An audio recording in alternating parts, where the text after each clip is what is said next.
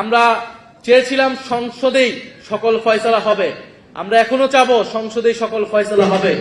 কিন্তু সংসদকে যদি সরকার ব্যর্থ করে দেয়, সংসদকে যদি সরকার কুক্ষিগত করে দেয়, তাহলে রাজপথে আসার জন্য আমরা সর্বাত্মকভাবে প্রস্তুতি নিচ্ছি।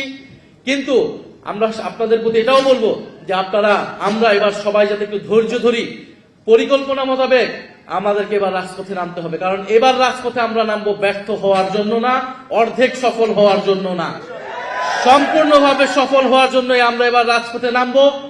সেটার জন্য আমরা প্রস্তুতি নিচ্ছি। শহীদ পরিবার, আহত যোদ্ধা, জুলাই যোদ্ধা যারা রয়েছেন, আমরা হয়তো অন্তর্বর্তী সরকারের সময় আপনাদের পাশে সম্পূর্ণভাবে দাঁড়াতে পারি নাই, কিন্তু তারপরে আমরা চেষ্টা করেছি সর্বাত্মকভাবে। আমরা এই সরকার জুলাই যোদ্ধাদের পক্ষে বড় বড় কথা বলে, আমরা আগে দেখতে চাই তারা অন্তর্বর্তী সরকার থেকে কি বেশি করতেছে জুলাই যোদ্ধাদের জন্য, সংস্কারের জন্য তারা কি বেশি করতেছে। জুলাই অধিদপ্তর সেটা অন্তর্বর্তী সরকারের সময় করা হয়েছিল, জুলাই শহীদ স্মৃতি ফাউন্ডেশন যারা অন্তর্বর্তী সরকারের সময় করা হয়েছিল, সবগুলা জিনিস অন্তর্বর্তী সরকারের সময় তারা সেগুলাকে কিছুটা বাস্তবায়ন করার চেষ্টা করছে। অনেক জায়গায় সেগুলোতেও তাদের অনীহা দেখা যাচ্ছে। ফলে আপনাদের প্রতি আহ্বান থাকবে, অনুরোধ থাকবে, আমরা আবারও প্রস্তুতি নিচ্ছি, আমরা আবারও ঐক্যবদ্ধ আছি।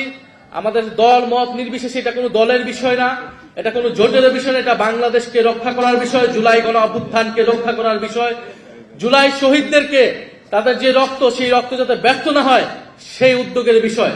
এটার জন্য আমরা সবাই ঐক্যবদ্ধভাবে থাকবো। আজকে আপনারা যারা উপস্থিত হয়েছেন সবাই হয়তো কথা বলতে পারেন নাই, কিন্তু যারাই কথা বলেছেন সকলের আমরা সমান স্পিরিট দেখেছি, সবার কথা বলা, সবার মনের ভাষাটা আমরা বুঝতে পেরেছি। আমরা আবার ঐক্যবদ্ধ আছি, রাজপথের জন্য প্রস্তুত আছি। ইনশাআল্লাহ আপনারা সবাই প্রস্তুত আছেন। তবে আপনাদের প্রতি একটা কথা বলে শেষ করতে চাই, এবার রাজপথের আন্দোলনে আপনারা সন্তান হারিয়েছেন, কেউ পা হারিয়েছেন, কেউ হাত হারিয়েছেন। এবার আপনারা সামনে নয়, এবার আজকে এই মঞ্চে যারা বসে আছি আমরা সবার সামনের সারিতে থাকবো। গুলি আসলে বুকে আগে আমাদের গুলিতে আসবে, আমাদের বুকে আসবে। আপনারা শুধু আমাদেরকে সহযোগিতা করবেন, দোয়া করবেন। ইনশাআল্লাহ নতুন বাংলাদেশ প্রতিষ্ঠা হবেই, সংস্কার প্রতিষ্ঠা হবেই।